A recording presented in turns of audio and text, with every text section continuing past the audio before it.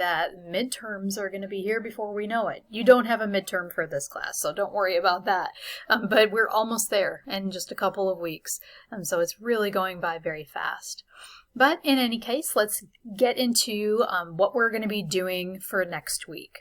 So course information, as always, is where you should start your week. I've already got our course calendar open so we can take a look at what we've been learning and where we're going to next. So in week 5, you completed assignments 3.1, 3.2, and 3.3, and that was all about words, morphemes, and different kinds of morphemes, at least the first part of different kinds of morphemes. So you learned about free morphemes, which are words that can exist on their own. They have their own intrinsic meaning. They don't have to be attached to anything else to have meaning. Whereas bound morphemes, they can't exist on their own. They have to be attached to something else to have their meaning.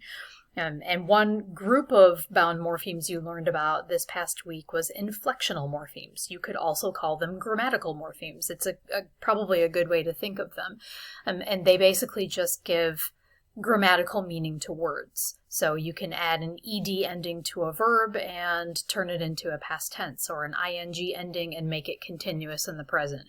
You can even take a noun and add an ing to it and turn it into, or I should say a verb, you can add an ing to it and turn it into a noun. So a verb like run, if you add ing to it, you now have the noun running, like running is my favorite activity. So these grammatical morphemes or inflectional morphemes give us all sorts of helpful grammatical information that also helps us understand where those words should go in a sentence. So if you know in English that we have a subject, verb, object, word order, you would expect that a word that has an ed ending most of the time is probably going to be found in the verb position after the subject. So, he talked every day. That would tell you that that's a verb. Even if it were attached to a nonsense word, you'd still know it's probably a verb. Okay, you also worked on your research project proposal, and I'm excited to take a look at all those and see what great topics you've come up with.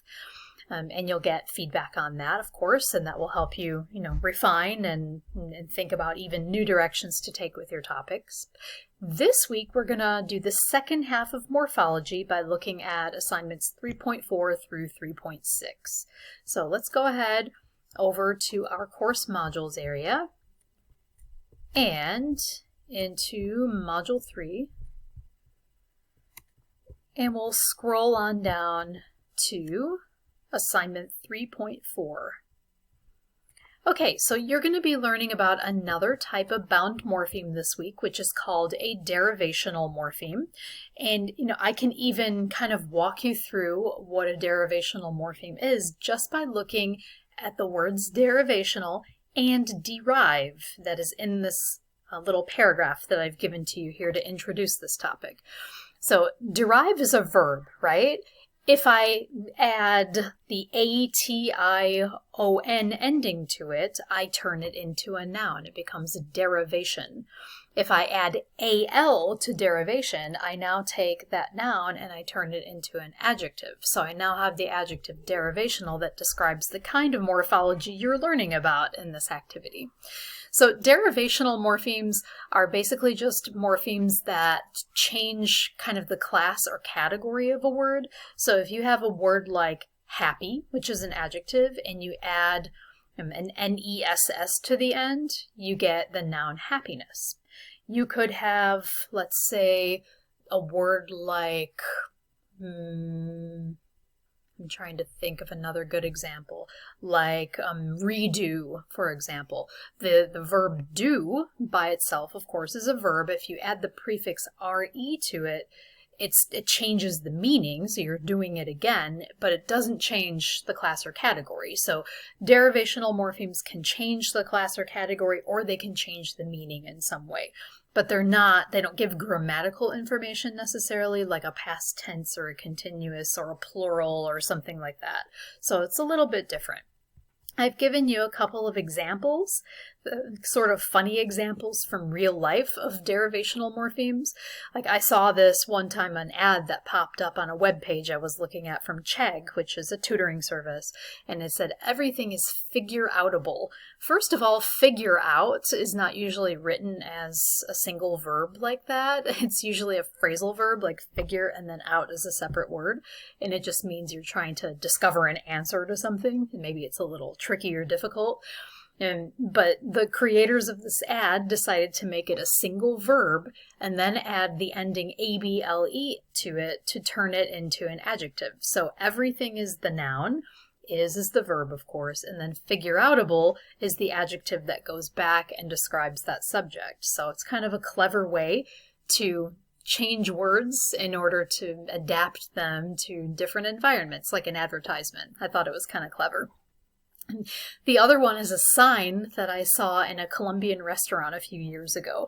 And you can see by the different parts that I've circled there that there are different morphemes at work, different derivational morphemes being used in Spanish words too. So every language has morphology. Every language is going to have different endings to words that will show what the word is for or how it's used in a sentence.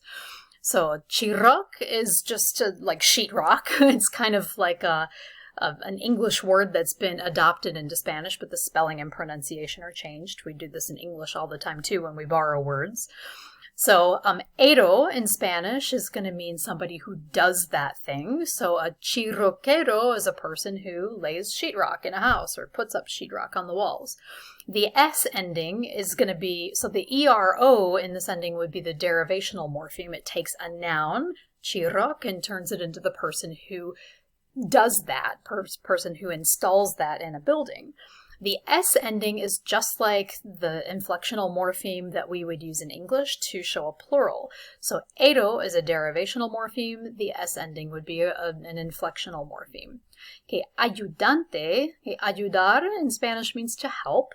So an ante in this case means also a person who does that thing. So it would be like a helper and another S ending showing plural. So this would be helpers. So ayudantes para cortar chirroc. So people who cut the sheetrock.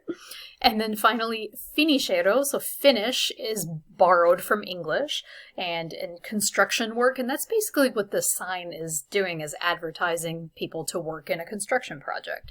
So finish plus that derivational morpheme that shows it's a person who does that, plus the plural S ending, it's a finisher. So this person is looking for people who can lay sheetrock, people who can help to cut the sheetrock, and finishers, people who do the finishing touches on that construction project. And at the end, it says that it's very well paid. So that's always important, right? So I found both of these examples really interesting because they really demonstrate how derivational morphology works in two languages, English and in Spanish. So now that you've seen those examples and after you've read section 6.4 in chapter 6 of Essentials of Linguistics, and be sure to watch the video presentation in the chapter, you'll see how well you can do recognizing the difference between inflectional and derivational morphemes. And once you click on this link right here, it'll take you to a quiz where you can try this out. And like any other quizzes, you can take this one as many times as you want until you get the score you're satisfied with. Okay, and it's maybe helpful as you're going through this just to take a look at this morpheme summary underneath in 3.4a. And this is not an assignment that you have to complete. It's just a resource for you to look at as you work on this. So with morphemes, we have free and bound morphemes. We have derivational versus inflectional, and these fall into the category of bound morphemes. And we have prefixes versus suffixes. So free morphemes, they can stand alone as their own word. Bound morphemes, you have derivational and inflectional. Inflectional are only going to be suffixes. They'll never be prefixes, and they give grammatical information.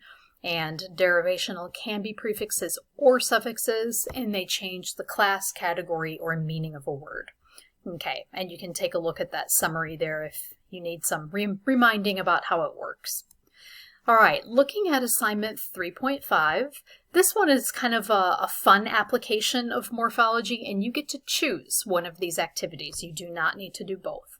So for the first option, like in Chapter 6 of Essentials of Linguistics, you've learned about free and bound morphemes, inflectional derivational morphemes. So using that knowledge that you've gotten from all this study of morphemes, I would like you to take a look at these words that you see here: disgruntled, overwhelmed, unkempt, inevitable, and grandfather.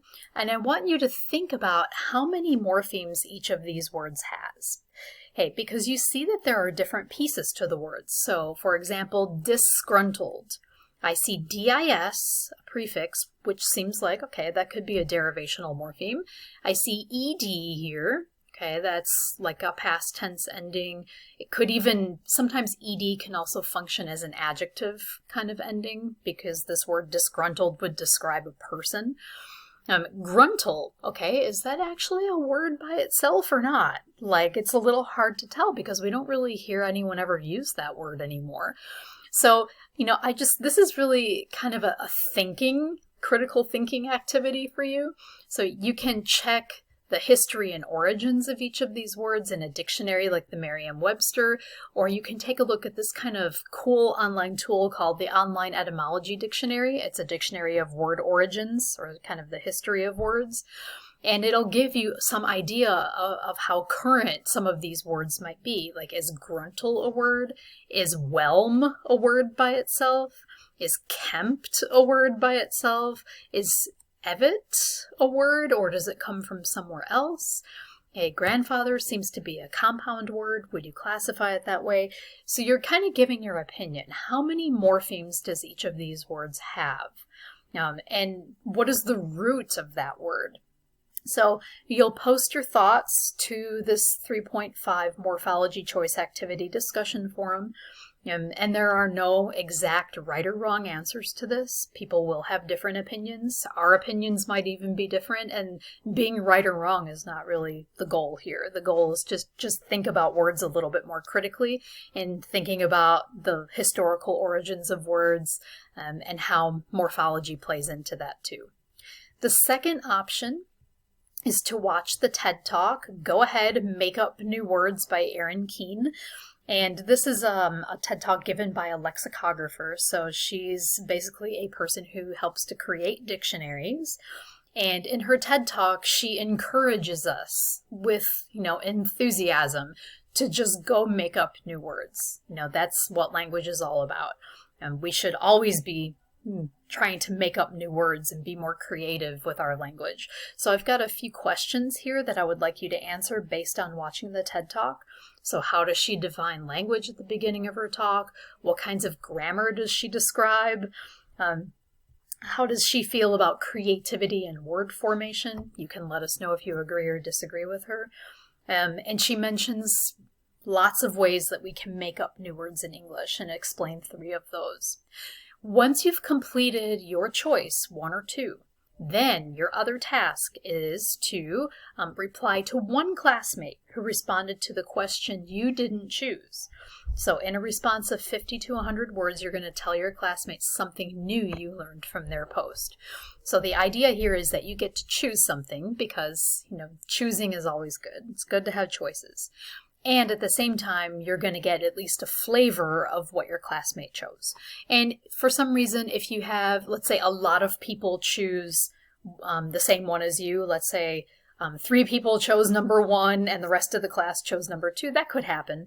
Just choose, whatever is left over for you at the point that you're doing the assignment. So you don't absolutely have to choose the one that you didn't do. Look for that first.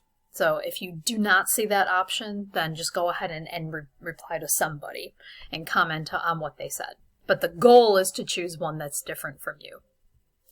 Okay, and finally in 3.6, you'll be learning about the difference between content and function words.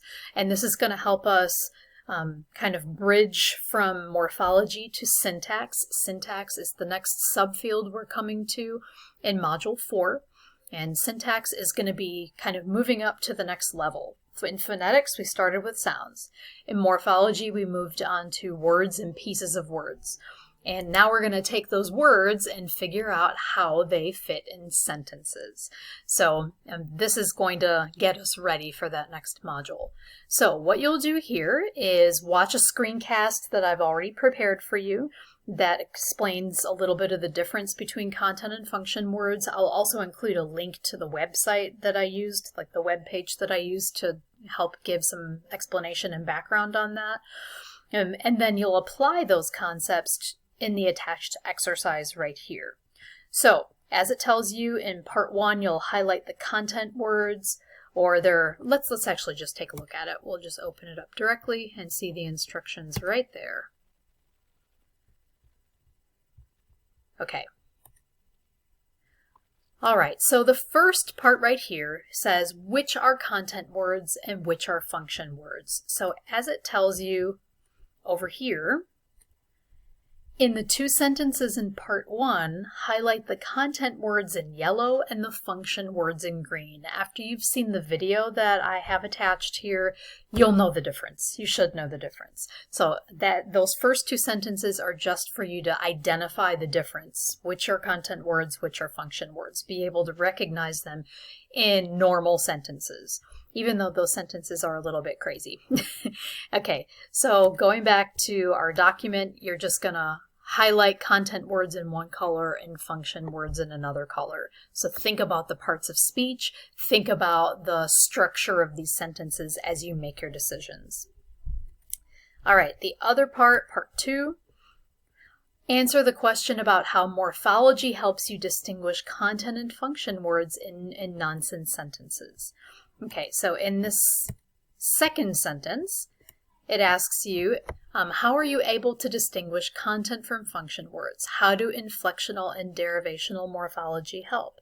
So you see some words there that are clearly function words. How do you know they're function words, and why do they look so familiar? You also see a lot of words that are content words. I think the underlining in red is probably going to be a very big clue about which words are content words. And how would you know they're content words? If Microsoft Word didn't identify them as strange words, nonsense words that aren't spelled in a way that the program can recognize, if you didn't have that clue there, how would you know that these are content words? How do the endings on the words help you see that these are content words? Okay, so those are the 2 things I want you to do with that activity. Just identify content and function words in sentences that have totally recognizable words, and then explain how you're able to do that with a nonsense sentence that has lots of words that don't even exist. Okay, so that is everything for the second half of Module 3. Like always, reach out to me if you have any questions, concerns, comments about anything. Office hours are like usual, Monday and Wednesday from 2:15 to 4:15, or Friday from 1 to 3. So I hope you have a great week, and I'll see you all next week.